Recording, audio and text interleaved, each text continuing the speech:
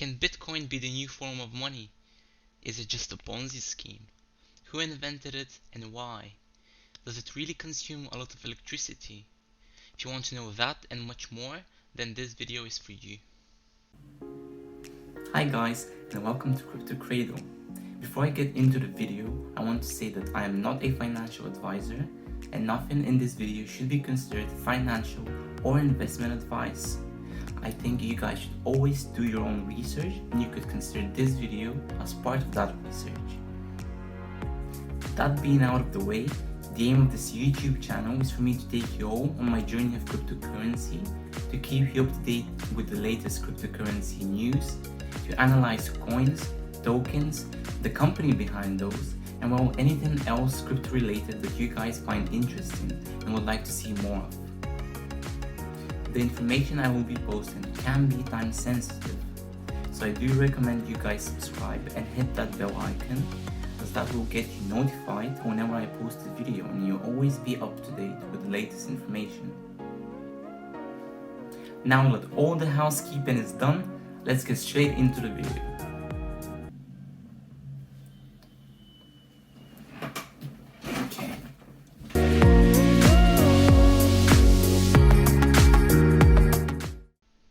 Okay, so what is Bitcoin?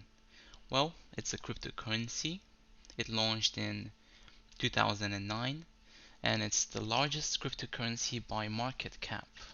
So as we can see, it's currently at 822 billion.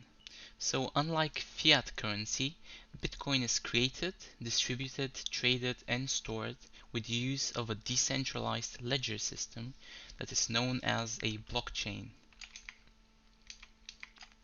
Now I'm gonna use this whiteboard right here to illustrate some points, and with the power of editing I'm gonna save you some time as well.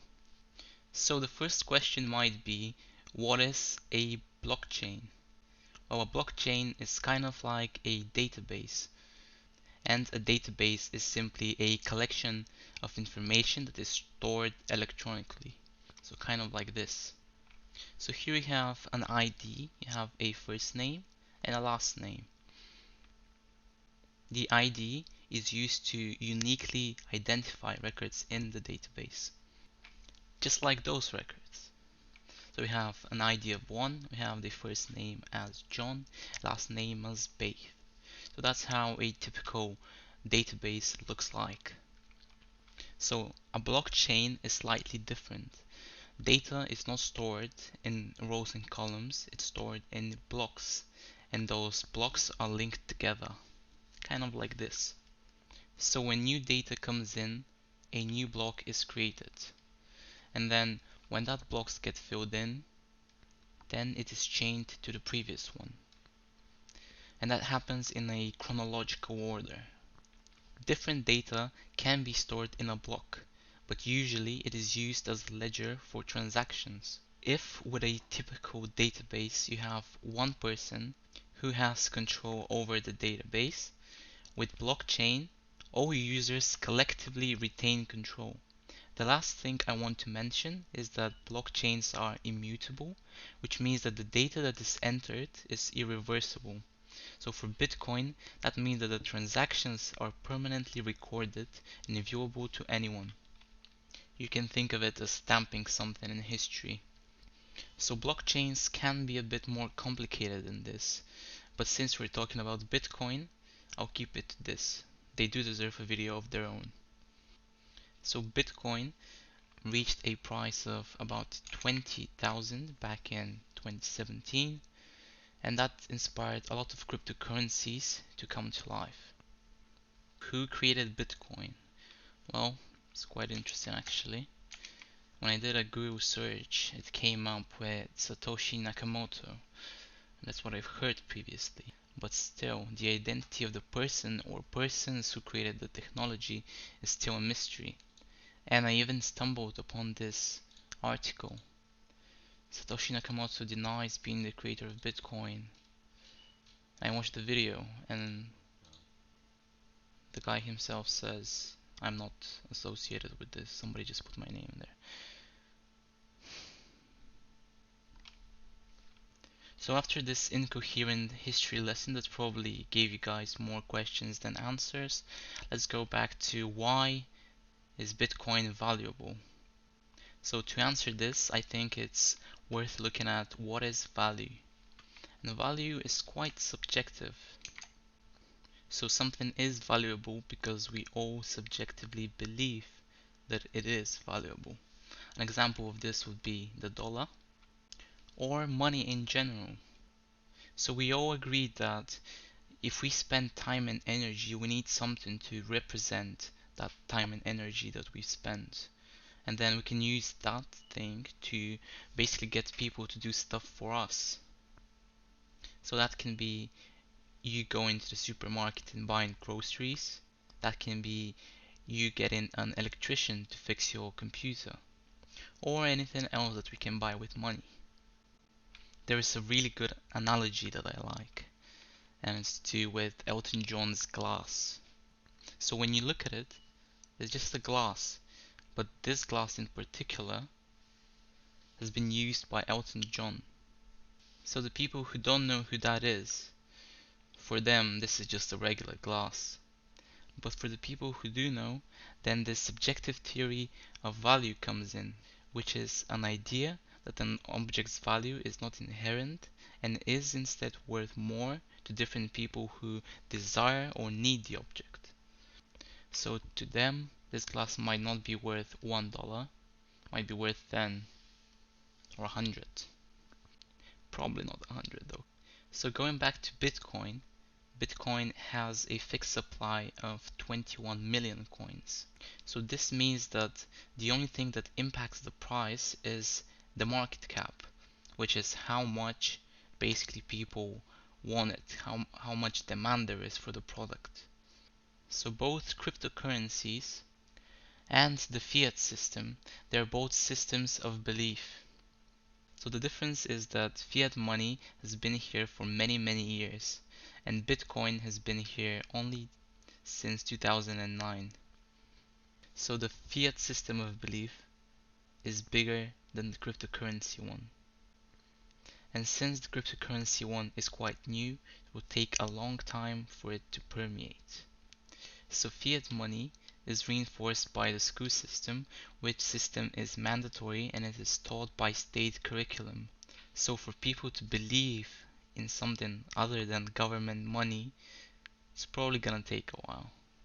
So just like you would invest in a tech company with your fiat money, and with Bitcoin you're investing into a new form of money. And so if you think about it, the new form of money is bigger than any company out there. It's even bigger than countries. So going back to Satoshi, or the person who impersonated him, well, he built the blockchain this way so that he would create Gold 2.0. So he wanted to use Bitcoin as means to store value. So in all of his other writings other than the white paper, he refers to Bitcoin as a precious metal or Gold 2.0. So if he wanted to build Bitcoin for payments, then there wouldn't be a 21 million hard cap on the supply. Instead, if we want to have something with purchasing power, then we would have the supply increase as the demand for it increased. Very similar to what we have with fiat money right now. So another thing Satoshi wanted to do was solve the problem of trust. So by using fiat money, we have to trust that the banks won't print any more money, which would inflate the currency, making it worth less. We have to trust them that they will keep their Federal Reserve rates, which means that they won't lend out too much money, so they won't collapse. We also have to trust the merchant processors, who basically authorize transactions and facilitate the transfer of funds. With Bitcoin, we don't have that. Since Bitcoin is built on a blockchain, we can all see the code and we can see how it works. So if we want to compare Bitcoin to gold, then an important thing to look at is the fixed supply. So with gold, if the demand increased, then the supply also increased, because people can start digging up deeper mines and finding gold there. With Bitcoin, you don't have that. Since Bitcoin is capped at 21 million, then once that is mined, then there won't be any more. So the only thing that's impacting the price is the demand for it. With Bitcoin, it's also worth mentioning that as Bitcoin's value increases, then more people are becoming aware of it. And as more people are becoming aware of it, then Bitcoin drives in more believers, which then drives the price up again. So in a way, it acts as a positive feedback loop. It capitalizes on greed. It's very interesting as well when you launch a project like this project of new money. Who do you tell? Like who is the first person you tell? It's a very abstract idea. Well, luckily for him, he built Bitcoin off of an idea that was running around in some forums and stuff. And he published it in the cryptographer's mailing list, which is basically a place for um, a bunch of cryptographer geeks. So they surely got excited on the product. The idea of this different kind of money is quite interesting as well, because it already exists in today's society. If you play any online games, for example, say you play Fortnite, then inside of it you have V-Bucks.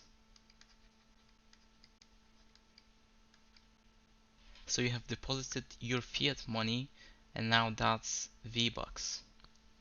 If you play anything on Steam, then the money that you deposited goes into the Steam wallet and now it's only Steam money. Hell, even cigarettes in prison are considered money. So in both of those cases with Fortnite and Steam, then a mini ecosystem is sort of formed, as the money that you used to buy bread in the supermarket is now converted into something else, which then can buy you stuff like, well, Fortnite you can get skins, in Steam you can get games or you can get skins. And then with cigarettes in prison, well, fiat is kind of ignored and you, you trade in cigarettes for services. That's for a different video. An important difference between storing your money in Fortnite and Steam to storing your money in Bitcoin is that Fortnite and Steam are still owned by a company, so it's not decentralized. So if Epic Games, which is the company who owns Fortnite, or Valve, which owns Steam, decide to freeze your account or your wallet, then you end up losing everything that you've invested in it. So there can be many types of money, but how good of a money it is a different question. With Bitcoin, since it's decentralized, then it means that no single person has central control over the mechanism. So nobody can ban or suspend your wallet. So we are seeing an increasingly more decentralized world with technology, with the internet, with Bitcoin and cryptocurrency in general. So many tokens have developed projects replacing centralization. The centralized networks are also very hard to kill. When we run the code, we agree to the governance and the mechanisms that govern the decentralized network. So the next topic of discussion that would be appropriate would be that of governments versus companies. So governments and companies do have one thing in common. They do try and solve problems for people. Governments, however, they sort of treat you like a slave. You're born here, cool, so you're mine. Did I sign a contract? No. But you're not free to leave or else we'll tax you a lot. The difference is with companies, we can choose who we trust. So companies are building new technologies all the time that improve people's lives. And governments, on the other hand, not quite. So companies do solve problems better than governments, and they are doing it on a large and efficient scale. Typically, if you see a medical breakthrough, it's usually done by a company. If you see a new technology device that performs symbiosis and merges you with a machine, Neuralink, it's typically a company. Companies have become so large that their cash reserves can become larger than the Federal Reserve of a mid to large country. If you take a look at the market cap of Apple, you can see that it's larger than most GDPs out there. So with that being said, I think we can trust companies a bit more when they produce cryptocurrencies than governments. So things like India banning Bitcoin and then their government creating their own cryptocurrency might not be the best idea. And also, on top of that, you're not really living in a free country if the government is going door to door and taking you to prison for buying something in private that's not harming anyone. So going on to the next topic, I want to cover how expensive Bitcoin is. But I also want to add to fiat money. So first of all, I want to say that Bitcoin is expensive. It's expensive to run the network, and Bitcoin transactions are expensive to run as well. So that costs electricity to the miners, but also it costs money for the people who want to do the transaction. So if we open up this chart here, we can see that the average transaction fee for Bitcoin on the 27th of February is $22. And as you guys can see from the chart, the more expensive Bitcoin got, the bigger the transactional costs. To expand a little bit on transactions, let's say I make a transaction. Then what happens is a Bitcoin miner comes in, he expends energy to mine it, and he receives Bitcoin for their efforts. So this is essentially what's called proof of work. The miner can prove that he has done the work, and hence he will be rewarded with Bitcoin. He is rewarded to behave properly on the network. If the reward was too low, then miners would have no incentive to behave properly. They might try to reorganize transactions, but due to how expensive these blocks are in terms of energy output or cost, and how much value there is in a block reward, it's a huge reward to behave properly. So in this case, the network is protected by game theory and energy consumption. The energy consumption is used for security, for having safe transactions. So now going back and looking at the existing financial system, think about how much energy do governments use to have fiat money. They have printing presses, they have bank branches, Visa servers, so they have employees working there. Visa has 20,000 employees. The Fed, the Treasury, the military, because that's how you enforce fiat money. In the military alone, you have aircraft carriers, submarines, bombers. Imagine a nuclear powered battleship. So how much energy does that take? So how about 50 of those? The biggest problem is that Bitcoin's consumption is distilled down to a single metric, so people can see how much energy consumption it takes. But nobody looks at the tiny details. Nobody wants to do the mental math of calculating how much the fiat system is costing the government. There is no single metric there, and it can get quite complicated quite fast. So Bitcoin doesn't use anything of that sort, and it is way more efficient once you start looking at those little details. Also, if you want to get a bit philosophical, Bitcoin miners have purchased the electricity just like I have purchased the electricity to record this video, and just like you have purchased it to watch it. So again, it can be quite a subjective matter. Bitcoin miners are compensated by the network, and the network of Bitcoin buyers are compensating them to protect the network. So it's a very synergistic relationship. So Bitcoin does have congestion issues, just like many other cryptocurrencies. So if you want to use Bitcoin for small transactions, that might not be the best idea. There are other cryptocurrencies like Cardano ADA, like Polkadot, that are trying to solve that problem. So if you do need something that can be used for payments, for small payments and transactions, these are the two that you should probably look at. So the next thing I want to discuss is encryption. So when it comes to Bitcoin and encryption, Bitcoin itself is not encrypted, but usually what is encrypted is where you store it. So you store it in a software or a hardware wallet. So wallet encryption is using the AES-256, which is a standard that's used by the NSA, CIA, and all of the DoD departments to encrypt their classified information. That information is also expected to remain encrypted for the next 20 to 50 years. So in order to crack one of these keys, you would need a computer the size of the Earth. And then it would take 10,000 years for that computer to keep on guessing till it breaks one wallet code. So even though your wallet code might be safe, your private key is safe, what is not safe is you storing your crypto on a software wallet, because that again means that you're storing your crypto somewhere in an organization, and then if that organization gets breached, then people can have access to your information and your crypto. The best solution to protect yourself would be to get a hardware wallet.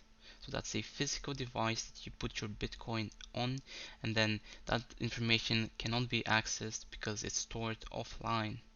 With that, it makes it impossible for hackers to get to your crypto.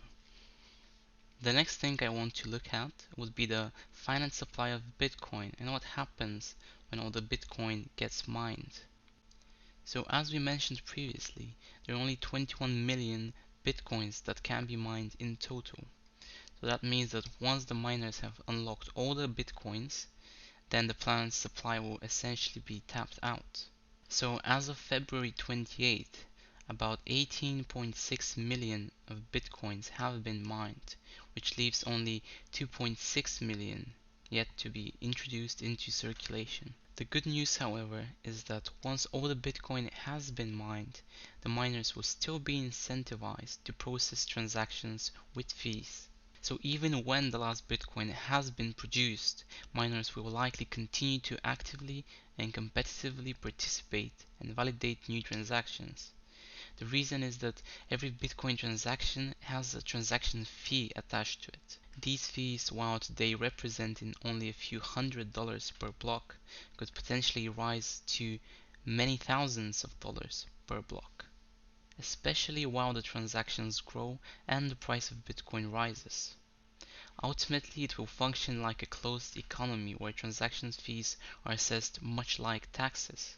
A closed economy is completely self-sufficient and it has no imports or exports from international trade. So what are the risks to Bitcoin?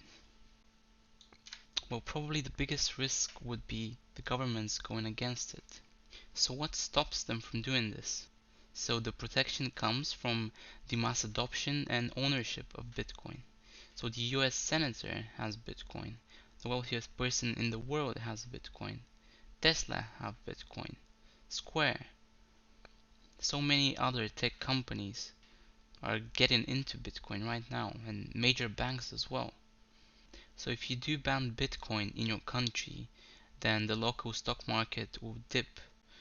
You'll also have millions of people pissed at you, and you probably won't get voted back into office. Many also claim that you can't stop big tech companies like Apple or Facebook or Google. Google has 4.4 billion users, which is more than any country out there. That's more than half of the population. So these corporations and these individuals who own Bitcoin, they realize that the governments can try and push them around, but they can just take their money and they can just walk away because the government cannot simply freeze their accounts. The system is decentralized.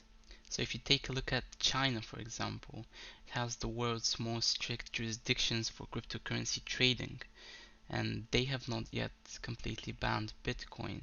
Ironically, China has the most Bitcoin mining of any country by far.